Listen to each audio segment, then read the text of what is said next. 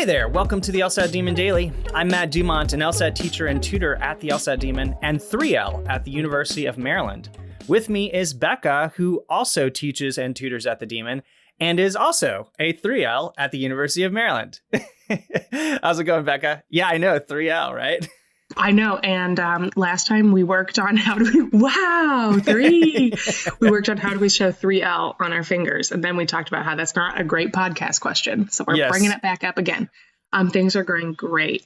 But this is also for YouTube. So maybe some people will laugh at our silliness. Hey, everybody on YouTube. Is this what passes for a joke for you? You're going to love law school. This is as good as it gets. How are you? How are you, Becca? How was your summer? Absolutely fabulous. We're recording this during my son's nap time, which is like a golden moment.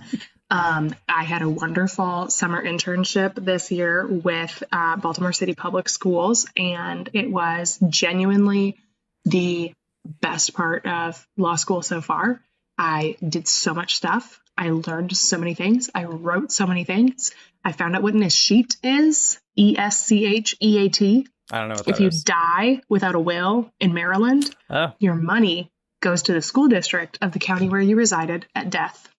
If there isn't someone to inherit it, right? Like the typical sort of like common law inheritance. If you have a surviving spouse or surviving child, I imagine that it would probably go to them. But if you don't have those things and you don't have a will, it goes to the school district. Wow, that's nice. I know. And that's a good segue into our topic for today, which is planning your will while LSAT prepping. Just kidding. Matt, tell me about your summer, because I know you had a good summer too. My summer was great. I finished, this is Monday, the 15th of August. I finished mine on Friday, my internship, and I was a judicial intern on the Court of Appeals of Maryland, which is Maryland's version of the Supreme Court, the highest court. And I interned for Judge Baran there, and it was incredible. I essentially was clerking for the summer, helping write opinions, writing bench memos, doing all the stuff. Certainly not to the level that a clerk would and will do, which I will discover because I got a clerkship during this summer, also on the Court of Appeals. It's going to be for after I graduate. I'm super excited. I'm going to be back on the same court. So it'll be fun. That's going to be awesome. I'm stoked. I'm stoked. It's going to be great. So let's turn to the matter at hand. We have an email from Grace, and Grace is very timely. You know, it's right about the admission cycle. Got a couple of weeks before some of these admissions things open. And, you know, because like September 1st, September 3rd, September 10th, like all these, a lot of places are going to start opening then. And then some of the later schools that open admissions will be around October 1st. But the vast majority are during September. So this is a great email from Grace. Without further ado, she says, "Hi, I have a question that might be good for the podcast. We agree. Preparing for applications, I'm wondering how extensive the applications themselves will be beyond the pieces we can do beforehand, such as LSAT score, LSAC, GPA, or your UGPA, as Ben and Nathan have taken to calling it, the letters of rec, personal statement." She says, "I'm sure it depends on the school. I believe Ruth has said on the show before that Yale had an additional required essays. But will every school have additional essays / questions to answer? Or will it be as simple as paying the application fee, giving them my info, and hitting submit? Just trying to be as prepared as possible to apply September 1st. Thanks in advance. You guys are the best. Grace." So, Miss Becca, talk let's start off with what the applications are more in general outside of the LSAT, LSAC, GPA, letters of rec, personal statement. What do you remember about the rest of it? I know. This is so funny because I'm sure you're having the same moment where you're like, wow, that was a while ago when I applied. It was a while ago now. Yeah. Are we old? Yeah. I think so. Oops. Point being though, the applications are school specific. So I totally believe, for instance, if Ruth says that Yale had a few extra things going on, in general, they don't have much extra in my memory. And I think I applied to about 12 different schools all over the country. So you definitely might have, surprise, read the directions. This is the best advice. Yep. The only thing you need to do is read the directions and follow them. There will not be like in order to apply to each school, there's like 5 hours of extra work required. No. That is nothing like that. But there could totally be, like, for instance, I remember, I'm pretty sure it was Texas. I don't know if they have this now, but when I applied there, they specifically required a why Texas paragraph in your personal statement. So I had to go back and add one to my personal statement. That was not a huge thing. There are very few additional essays. I think Vandy had an additional essay, and I don't remember what it was about. You kind of just do it. You know, it would not be something to worry about, and it would not be something to be like, I have to get these ready ahead of time before the applications open. It's not going to be the kind of thing that's going to make you late. That's for sure. So what you're saying, I think, in short, is that the application process is also a test of reading comprehension. Where did you get that idea? Yeah. Yeah, it is. It's about checking boxes. So the vast majority of schools that I experienced, and I think that this differs at the top, like if you're looking at schools, you know, especially above like the 25 mark and above, I would expect that there might be some additional optional things that might not actually be so optional. But the vast majority of these applications is just like checking a box, filling in a standard boilerplate form. And what's nice is that once you fill it in on like one or two of them, the vast majority of that information actually does transfer over to the other form applications, where it's like you don't have to type Matt DuMont over and over and over again. It just starts to populate. Now, some of the schools will have that question worded slightly differently. That comes up for things like ethnicity and like race considerations, gender considerations. There will be different ways that they phrase that. And so just be careful and read. But a lot of it's box checking. Now, they do have optional essays and some mandatory essays. There's definitely some infamous ones out there. The Yale 250 is one that you must do. Like, it's a thing. It's part of their application. There's also some that will specifically say things like, please explain any significant increase in your LSAT score. And what is our response to that? Literally, the last class I taught on Friday, I wrote this in the chat box and told everybody to copy and paste it. This is what you will write. I knew I could do better, so I took the test again. Like, This, do not make it more complicated than that. Don't spend any time wondering what is a significant increase. So I went up by 7 points between the two times I took the LSAT. I didn't write an addendum anywhere. Nobody asked. I think the personality of most law students is to overthink, which may or may not serve you well in your legal career, maybe sometimes, but that is not where to devote literally any iota of attention more than I knew I could do better, so I took the LSAT again, period. Yep. Send. Yeah, and I agree. There was, I think USC has that on theirs, which I applied to, if I remember correctly. And so I typed literally that. And then I was asked it when I was on campus. I went to a tour at UCLA, and the dean of admissions there, Dean Schwartz, asked me, he was like, well, I see your LSAT's gone up a bunch. I went from a 163 to a 171 official. So around the same 8 points up. And I said, point blank to his face, I said, I knew I could do better, so I kept studying and I took it again. And he went, okay, well, let's move on. Like, what do you say to that? So answer that. But I do want to sort of pivot for a second, maybe unexpectedly for you, Becca, since we didn't talk about it, but it came up, it popped back into my head. I think there are a lot of optional essays in the point of like why X, like, hey, why this school? Some of those schools, that's not really optional. I know from my own experience, UVA, for instance, if you don't write a YX, they probably will put your application, unless you're like a 184.3 something.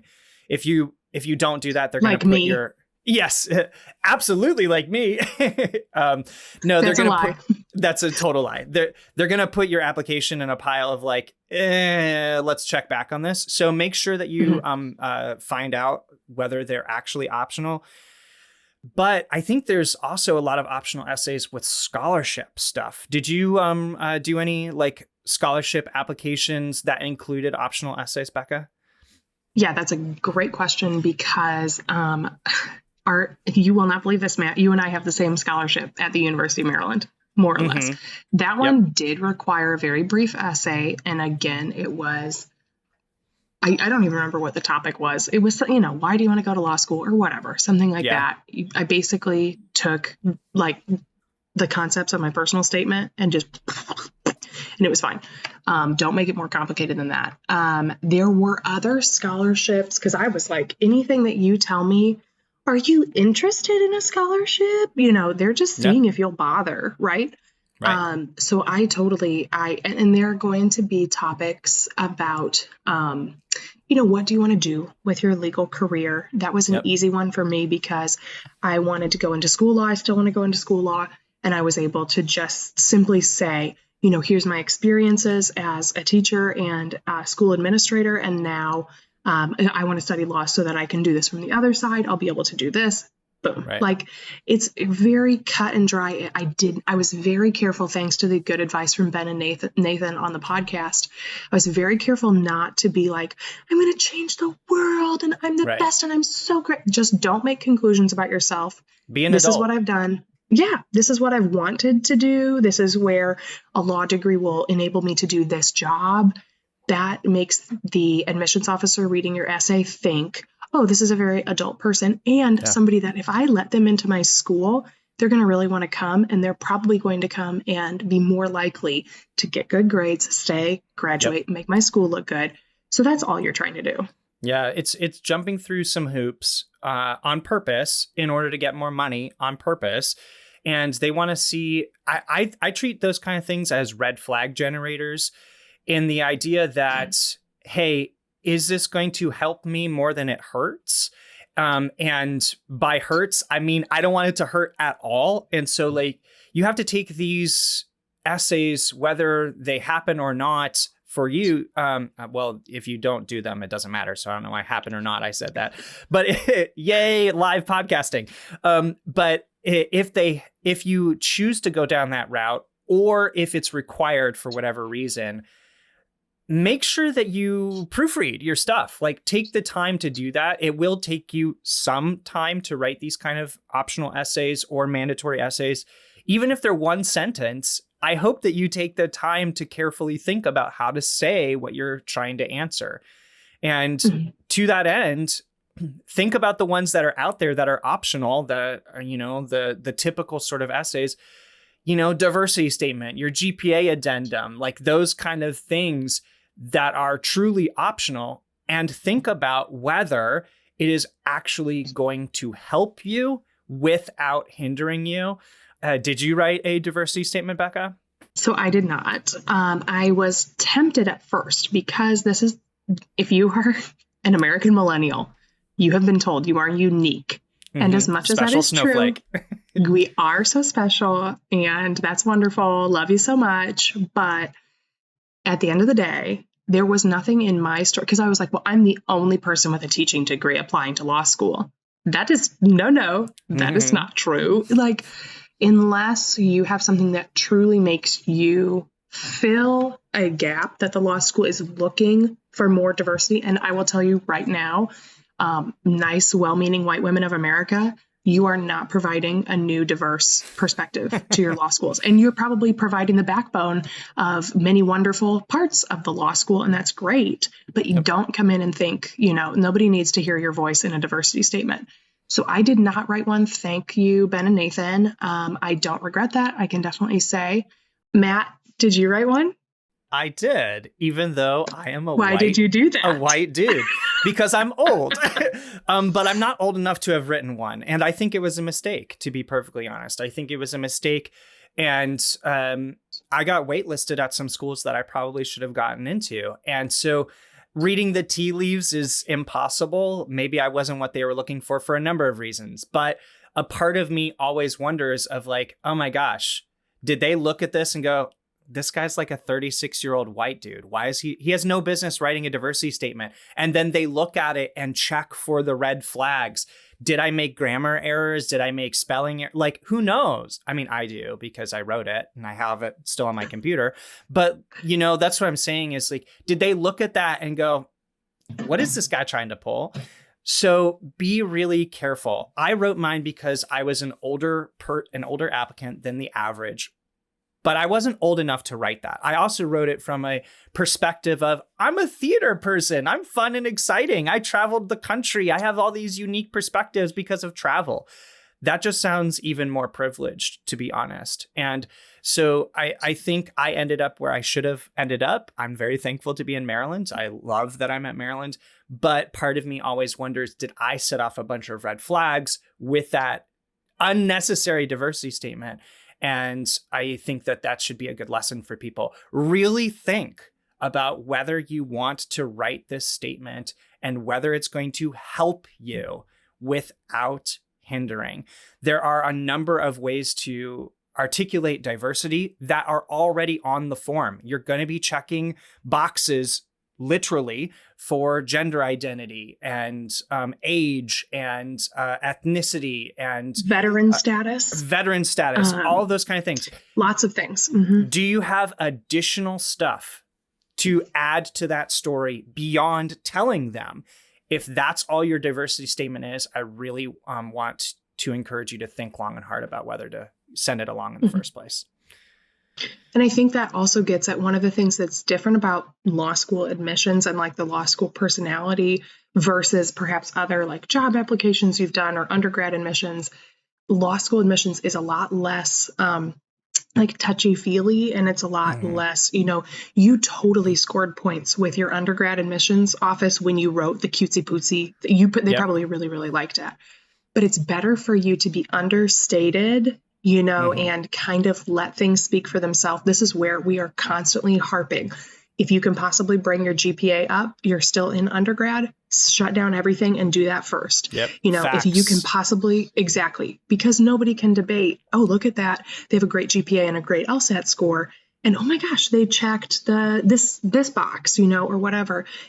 Somebody who really, really has some special thing, they don't really like talk about it. They don't make a big deal out of it. What's some football player? Oh my gosh, now maybe I shouldn't even bring up this anecdote. Some football player was once asked in an interview why he never did touchdown dances. And he said, oh, I don't want people to think I've never been in the end zone before. And let's just say it was Bo Jackson. Maybe this is going to be the most commented on YouTube video on our whole, is everybody going to be like, no, it wasn't him. I'm not a sports ball person for the most things, so I cannot help you. Clearly me either. But the concept there is very true on law school admissions. Don't make a big deal out of things that aren't going to end up looking like a big deal. And you won't make it sound like, oh, ooh, that's a red flag generator, like you're saying. Yeah. Red flag generator. And just always to circle back to it, speak on the facts. Tell them the facts about you. Tell them the facts about your life, if that's something that you're going to get into. For instance, from a diversity statement, if you were homeless as a child, that's a fact.